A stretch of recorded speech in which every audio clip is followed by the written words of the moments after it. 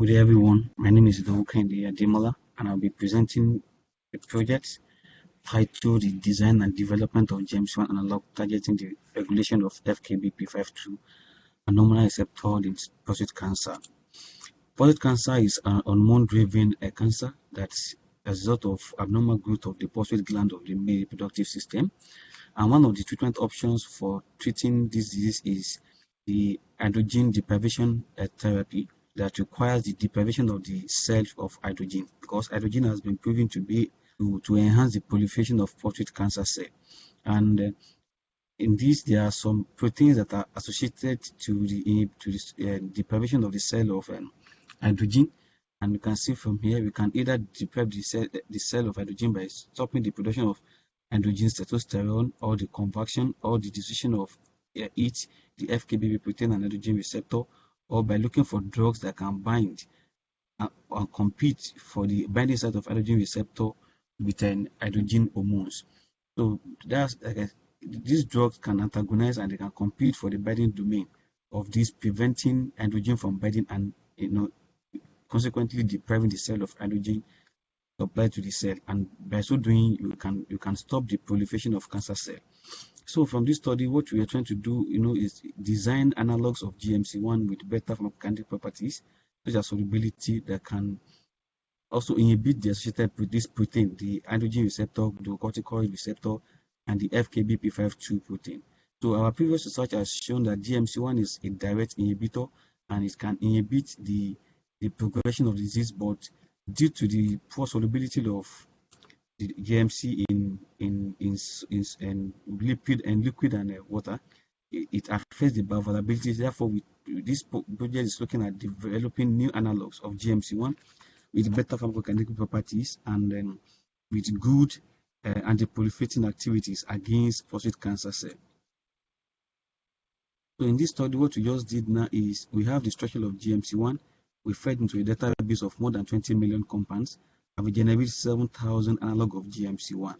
So this 7,000 analog of GMC1 were the pharmacokinetic properties of these analogs were determined on SWISS-admin server to determine, to predict the pharmacokinetic properties. And out of these 7,000, only 231 analogs of these 7,000 has better pharmacokinetic properties than GMC1. So what we did now is we dock the GMC1, a known inhibitor, and different analogues at the binding domain of different proteins. And from there we calculated what is called a binding score. So out of the 231 analogues for each of the protein, we have 27 for FKB, we have 35 for the ligand binding domain of androgen receptor, 24 with good binding score for AF12 of androgen receptor, and for the wild type glucocorticoid receptor, we have 28 compound out of the 231, and we have 46 for the mutated GR out of the 231. So from this, we move further to do what is called MD, molecular dynamics simulation, to simulate this complex, the complex of the enzymes and the drug together. And what we did there is to calculate the binding energy. And if you can see from this, from the table, just in comparison with a non-inhibitor, FDA approved inhibitor and GMC1, just 5 compounds give us a relatively close or close binding energy when compared to GMC1 and the standard inhibitor. And if you look at the interactions also, these are the amino acids essential for interaction for inhibition of this protein. And you can see from this we have our compound, the selected compounds interacting better. Out of 11, I think we have 8 that interacted out of with 11 with the essential amino acid. This means since we have these good interactions, we expect a good conformational changes on the protein that will inhibit the protein, and by inhibiting it, we can deprive the cell of androgen receptor, which will eventually lead to deprivation. And this is just a summary of the interaction plot. So we did the same thing for the androgen receptor AF12 domain also, and just 2 of the compounds give us something, binding energy higher than GMC1. And we also look at the interactions, and they had a very good interaction also.